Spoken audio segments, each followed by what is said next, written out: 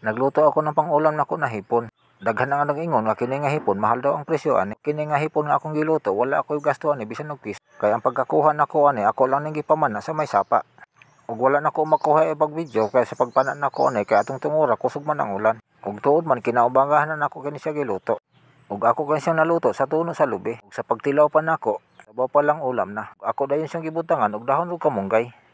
Kay kita nga Pilipino dili kita pwede magluto og insakto ug walay mga kamunggay. Bisan unsa nga ulam nga imong lutoon ug dunay dahon sa kamunggay piti ka jud kalami ah. So kay hapit naman kini naluto ug nagandam-andam nako sa lamisa. Kay naghuna-huna na ako asa ako matulog pagkatapos nako mukaon kay kini nga tungora perti ka jud akong bilara. Ug nagutom nako gusto nako mukaon ug giandam na nako ang akong mga lamisa. Kay nakakuha na ako og manukong kay magsukad nako para sa akong pamahaw. Kay nasayod na ko sa kong ibati nga perti na gad yung gutuman ako ug bilar pa jud ko kayo. Mga nakapaghain na ako para sa akong mga pamahaw. Ug nahain ko na ang akong luto nga hipon. Ug umpisan ko na karon ang akong pagkaon sa almusal kay perti na jud ako ng gutuma. Ug ako na lang gidaghan-daghan para dili ko magbalik-balik sa abuhan. Kay yun na.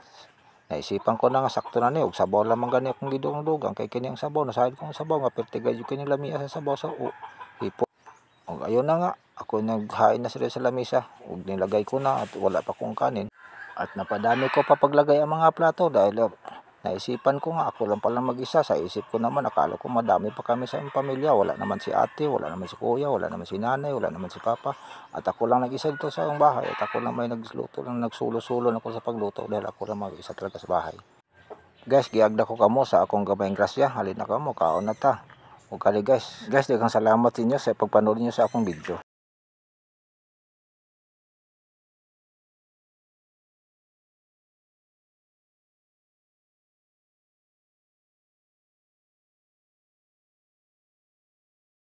Hipon nga atong matikman, manghinaot ko guys nga kung naganahan sa akong video ug